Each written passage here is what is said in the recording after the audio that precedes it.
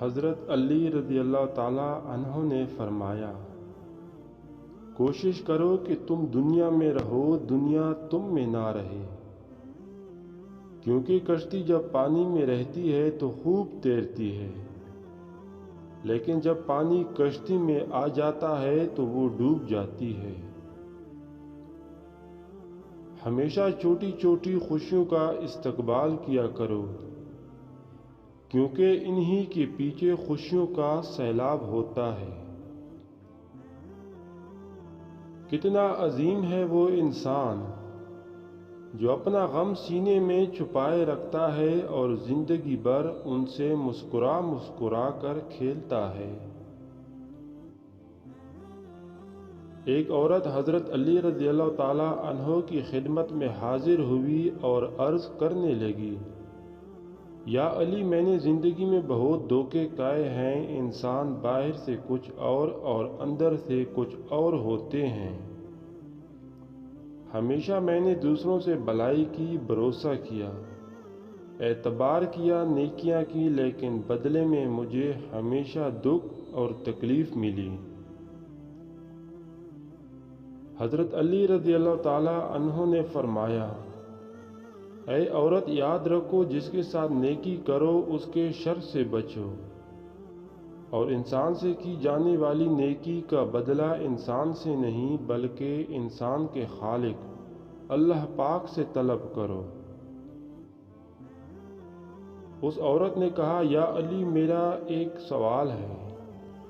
حضرت علی شیر خدا نے کہا، آج تک میرے در سے کوئی خالی ہاتھ نہیں گیا، کہو جو تم کہنا چاہتی ہو۔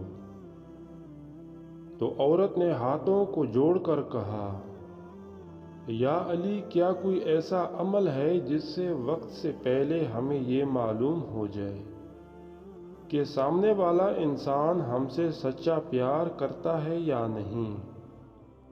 تو حضرت علی رضی اللہ تعالیٰ عنہ نے فرمایا، ہاں ہے، اللہ پاک کے علم میں کسی بھی چیز کی کوئی کمی نہیں۔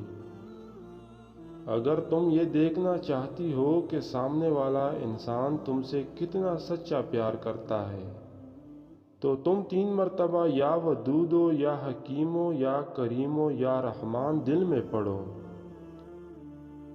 اور جس سے تم پیار کرو اس کے چہرے پر دیکھو، اگر سامنے والے کا چہرہ منحوس نظر آئے تو سمجھ جانا آنے والے وقت میں وہ تمہیں بہت تکلیف اور دھوکہ دے گا۔ لیکن اگر سامنے والے بندے کا چہرہ مطمئن اور عام انسان جیسا ہو تو سمجھ جانا یہ انسان تم سے پیار تو نہیں کرتا لیکن دھوکہ بھی نہیں دے گا۔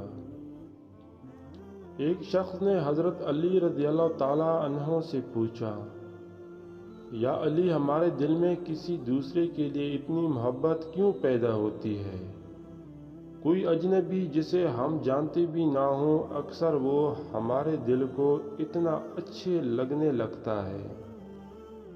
حضرت علی رضی اللہ تعالیٰ عنہ نے فرمایا، اللہ تعالیٰ نے دنیا قائم کرنے سے پہلے تمام انسانوں کی روحیں پیدا کیں اور تمام روحیں ایک جگہ جمع کی تھیں۔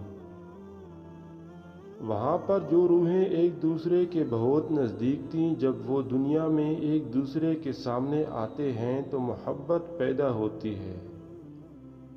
اصل میں روحوں کے ملنے سے محبت پیدا ہوتی ہے۔